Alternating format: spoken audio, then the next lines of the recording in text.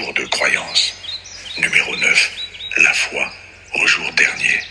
La foi au jour dernier consiste à croire avec certitude en tout ce qu'Allah et son messager, alayhi salam, nous ont informés concernant les signes de la fin du monde, la mort, les châtiments et délices de la tombe, la résurrection, le jugement dernier, le paradis et l'enfer.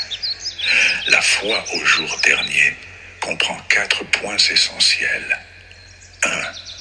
La foi aux délices et au châtiment de la tombe. Le prophète alayhi salam a dit: lorsque le mort est enterré, 2 anges noirs aux yeux bleus viennent à lui. L'un s'appelle Al-Munkar, l'autre An-Nakir. Il demande: que disais-tu de cet homme? C'est le serviteur d'Allah et son messager. J'atteste qu'il n'y a de divinité digne d'adoration qu'Allah, et que Muhammad est son serviteur et son messager. Nous savions que tu allais dire cela. Alors, sa tombe est élargie sur 70 coudées, illuminée, et on lui dit: dors paisiblement, puis-je retourner voir ma famille? Dors comme un époux que seul son bien-aimé réveille. Ceci jusqu'à ce qu'Allah le ressuscite. Mais s'il s'agit d'un hypocrite, il dira: j'ai entendu les gens dire quelque chose, alors j'ai dit comme eux, sans savoir.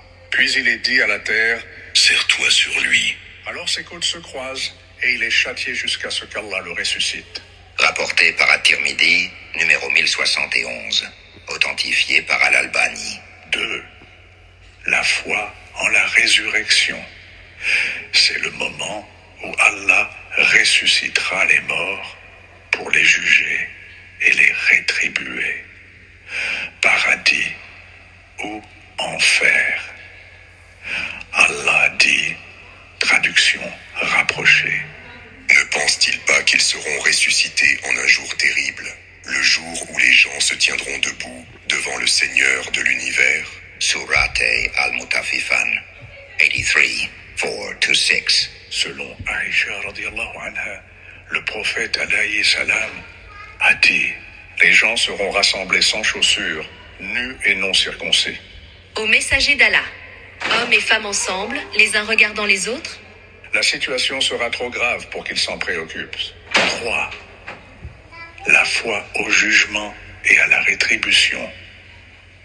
Allah dit, traduction rapprochée: au jour de la résurrection, nous placerons les balances exactes. Nulle âme ne sera lésée, fût-ce du poids d'un grain de moutarde. Nous le ferons venir. Nous suffisons pour dresser les comptes. Sourate Al-Anbiya 21, 47. Le prophète alayhi salam a dit: la balance sera posée le jour du jugement. Si la terre et les cieux y étaient bon pesés, elle suffirait. Les anges diront: ô Seigneur, qui va-t-elle peser? celui que je veux parmi mes créatures. Gloire à toi, nous ne t'avons pas adoré comme tu le mérites. Rapporté par Al-Hakim, authentifié par Al-Albani, dans Sahih At-Targhab, numéro 3, 1626. 4. La foi au paradis et à l'enfer. Allah dit, traduction rapprochée: et ceux qui avaient craint leur Seigneur seront conduits par groupes au paradis. Quand ils y arriveront et que ses portes s'ouvriront, ses gardiens diront: salam alaykoum, vous avez été bons, entrez-y donc pour y demeurer éternellement. Sourate Az-Zumar 39, 73. Et Allah dit, traduction rapprochée: et ceux qui ont mécru auront le feu de l'enfer. On ne les achève pas pour qu'ils meurent, et rien ne leur est allégé de ces tourments. Ainsi rétribuons-nous tout négateur obstiné, et ils hurleront: Seigneur, fais-nous sortir. Nous agirons autrement que ce que nous faisions. Ne vous avons-nous pas accordé assez de vie pour réfléchir? Et l'avertisseur vous était venu. Goûtez donc le châtiment. Ouais, pour les injustes, il n'y a point de secoureur. Sourate Fatir 35, 36, 37. La foi au jour dernier est une des bases fondamentales de l'islam.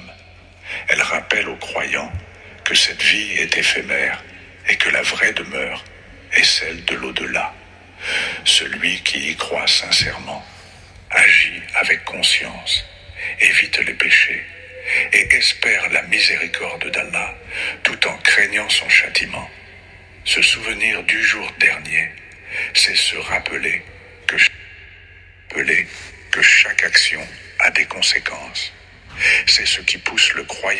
à se réformer, à se repentir et à chercher la satisfaction de son Seigneur en toute humilité. Celui qui croit au jour dernier, qu'il dise du bien ou qu'il se taise. Hadith authentique. Al-Bukhari and Muslim. Chaque abonné est une lampe qui allume d'autres lampes. Soyez des nôtres pour apprendre et transmettre ensemble.